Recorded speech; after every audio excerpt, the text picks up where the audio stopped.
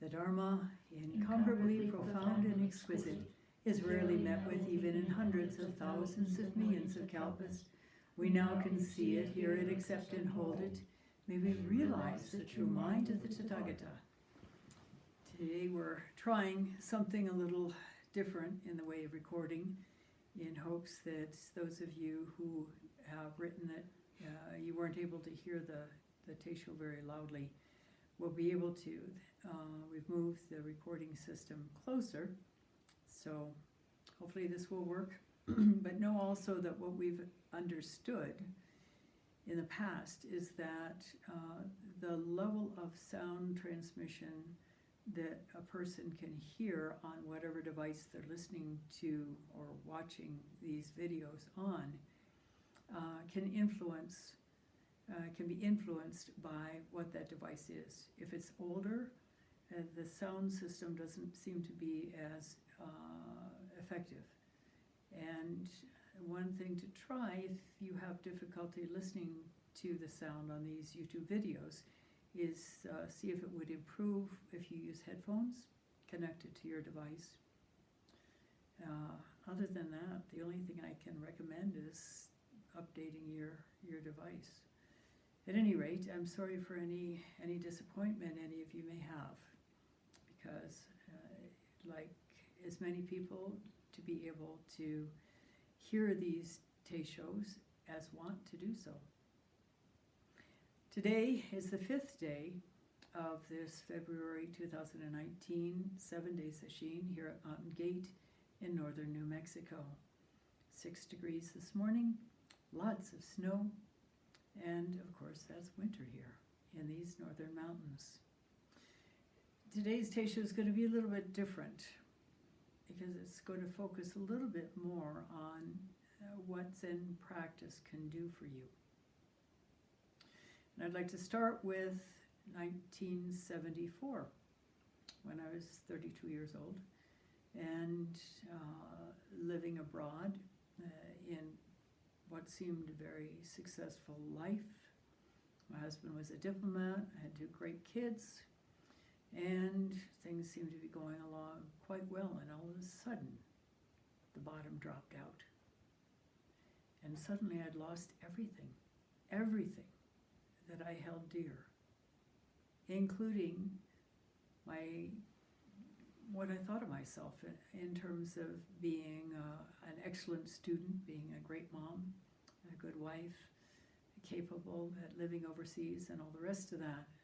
In other words, my self-image took a direct hit, and losing everything that meant so much to me was excruciating.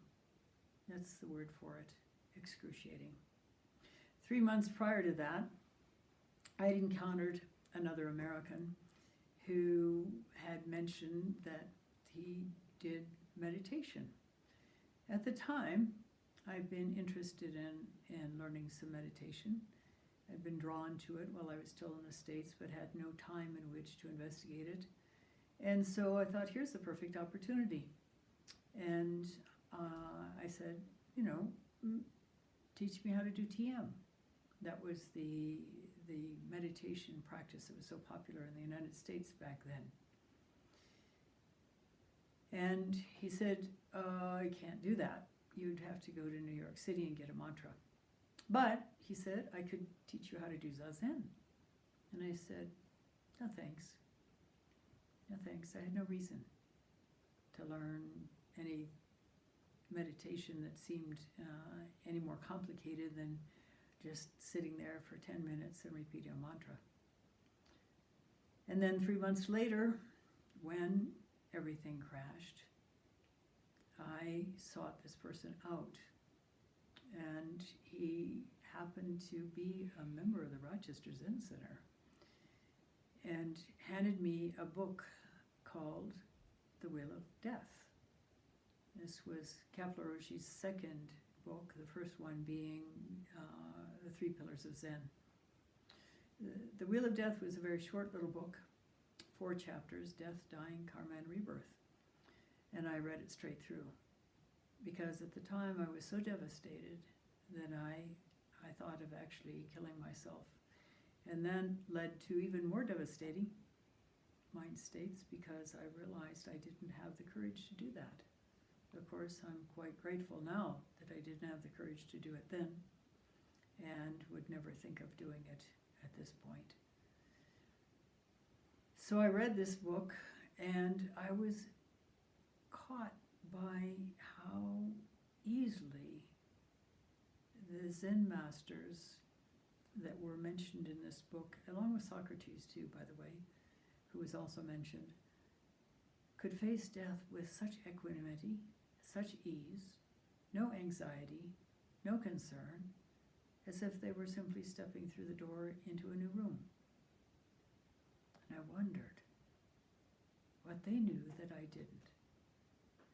And the very next morning, I sat down and crossed my legs and started doing Zazen for the first time ever. Well, at this point, I think it was probably the first time ever in this life. It was not easy, because every time I sat down and crossed my legs to do that simple breath practice that was taught in Rochester at the time, I burst into tears. I was in anguish all over again for all that I had lost. But there was something that told me that this was the only way out of suffering. Those of you who have heard me talk before have heard also that when I was still in the United States, before going abroad, that particular time, I had a business doing commercial interior design for commercial buildings, banks and offices and so on. And one day I received a new catalog, and in order to familiarize myself from the contents of the catalog, I was leafing through it and I saw these absolutely phenomenal chairs. They were red, which is my favorite color, and they were very modern, and at the time I could have bought them because I was making lots of money, and in addition to that I could get a discount that was quite significant, and it would have gone perfectly with my white Saarinen dining table, and we could have used them. But immediately, as soon as I thought about buying them, the next thought that popped into my mind was, okay, sure, buy the chairs. How long do you think it would be before you really wanted something badly again? How long before that tug in your chest came back? Will it be a few days, a few weeks? Probably won't be a few months because there'll be something else in line behind that. And I never got the chairs because I realized at the same time that unless I got off that train, it would go on forever, and I would be going from tug in the chest to tug in the chest to tug in the chest to tug in the chest to some level of disappointment, suffering, whatever you want to call it, constantly. And I was tired of that. So I chose to opt out.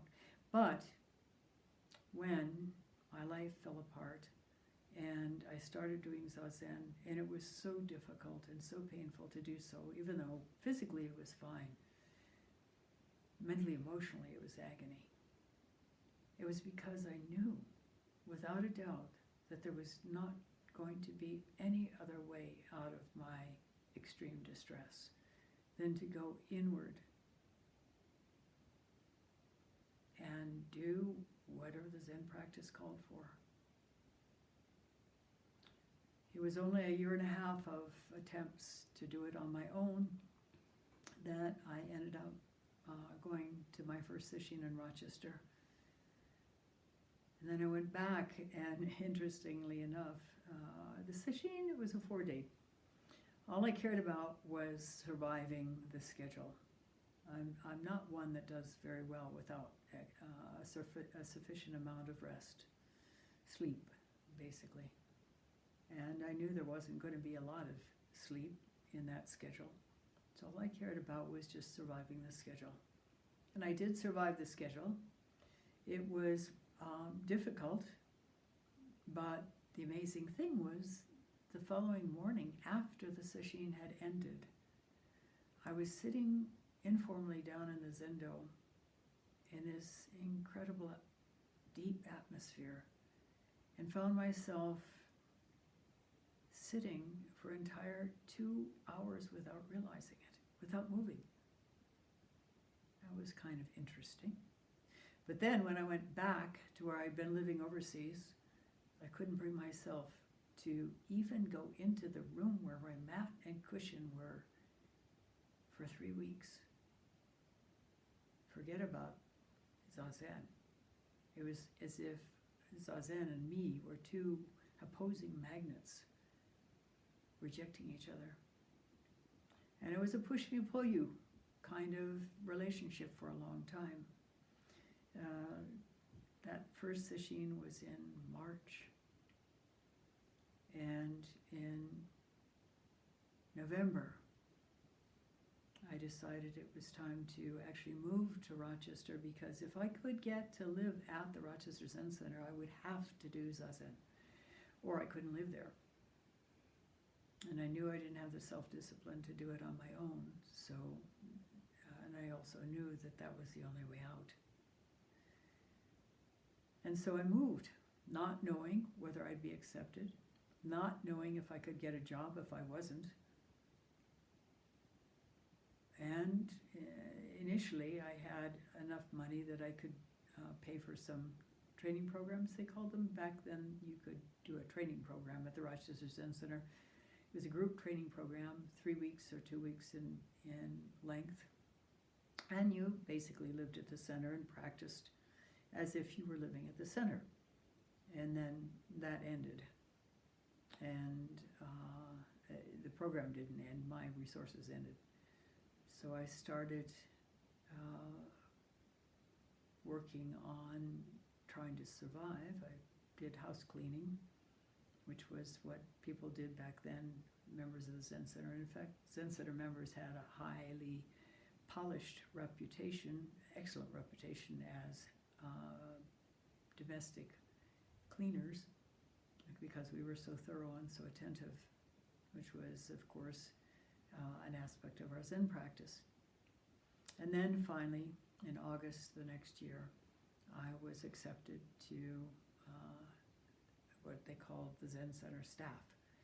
In other words, I was able to live and train full-time at the Zen Center. And that meant you could go to 2 out of 3 sesshin every quarter, and I did that, struggling every sesshin. After sesshin, Mitra-roshi was quite fond of music, classical music, and so the end of sesshin was marked by they called them monitors then, the equivalent of the jikijutsu, exiting the zendo. The teacher exited the zendo and the monitors exited the zendo, and then there was this incredible music that was played, and then everybody else could exit. And interestingly enough, one of the pieces, there were I think three classical pieces that were played, and one of them was Beethoven from one of his symphonies, and the portion of the symphony was called After the Storm. It seemed so fitting in my case. But the rest of the group would go out into the foyer of the zendo and embrace and smile and laugh and be joyous. But I would trudge in deep depression down the back stairwell, through the basement, up and over into the other part of the Rochester Zen Center, the other building, and go to the reception desk, pull out an application for the next sesshin and start filling it out and thinking, what are you doing? You've just been through hell and you want to do it again? But again, something very strong and deep within me told me that it was the only way to become free of what was dragging me down.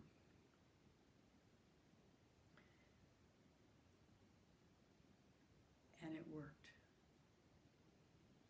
Eventually, there came a time when sesshin were not major calamities for me. And I began to be able to feel a sense of going deeper and see the results in my daily life.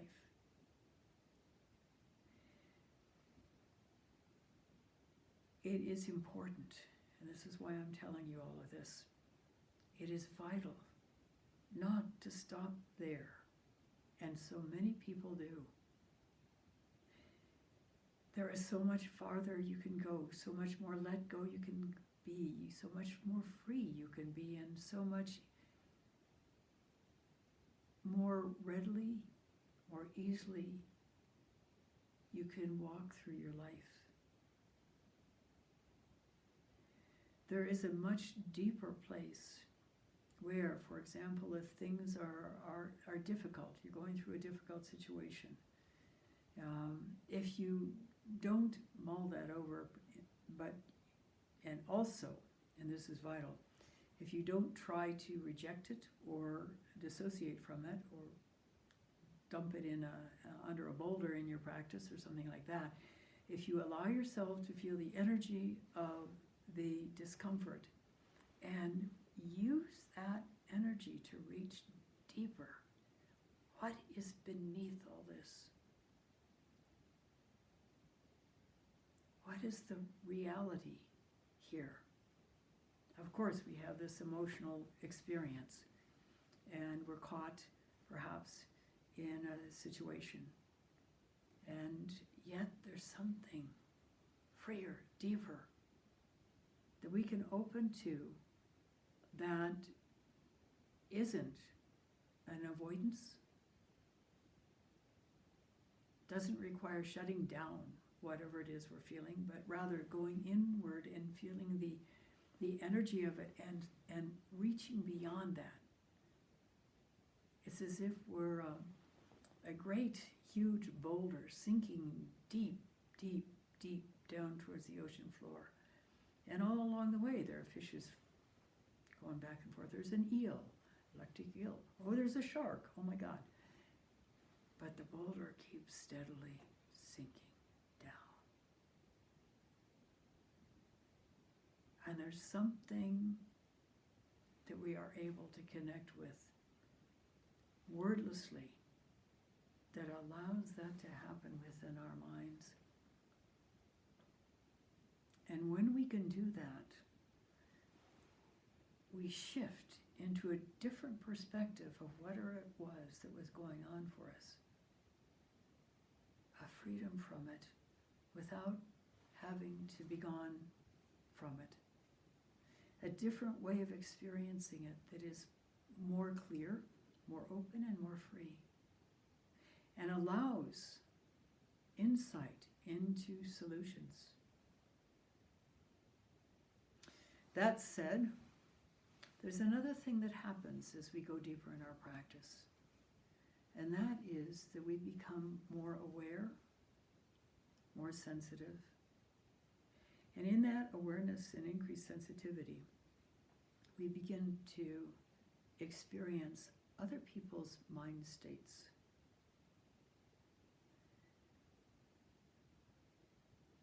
When you look at the law of causation, when you look at the deepest truths of Zen, there is no separation.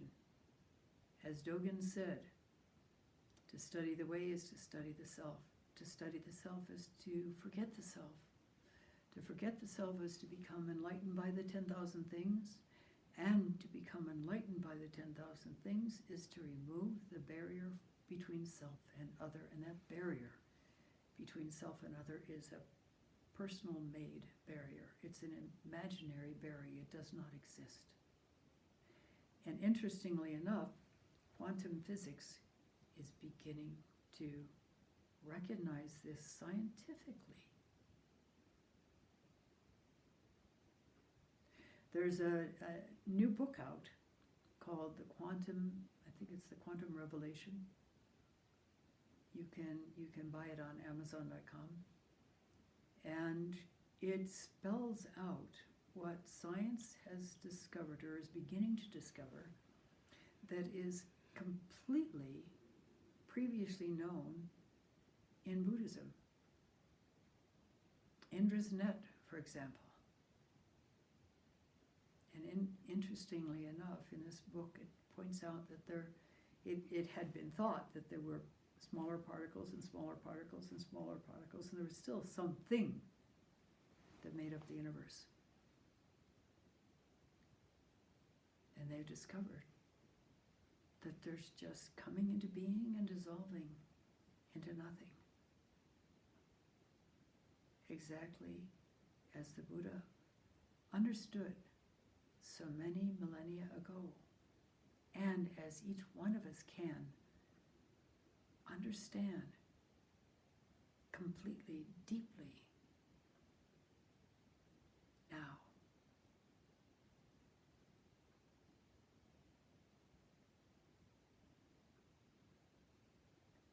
So I think that's enough fairly deep words here. Just know that you can open to this immense freedom, this deep understanding, this ability to find equanimity even in the midst of chaos, even in the midst of inner chaos.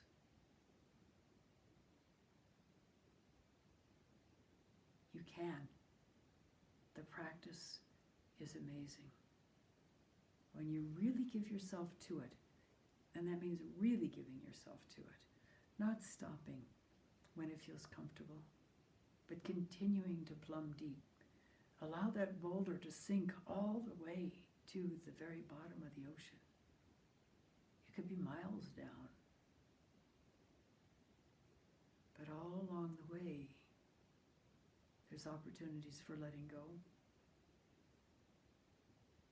And that letting go makes an enormous difference. I thank you for listening. I'll stop now and recite the 4 vows.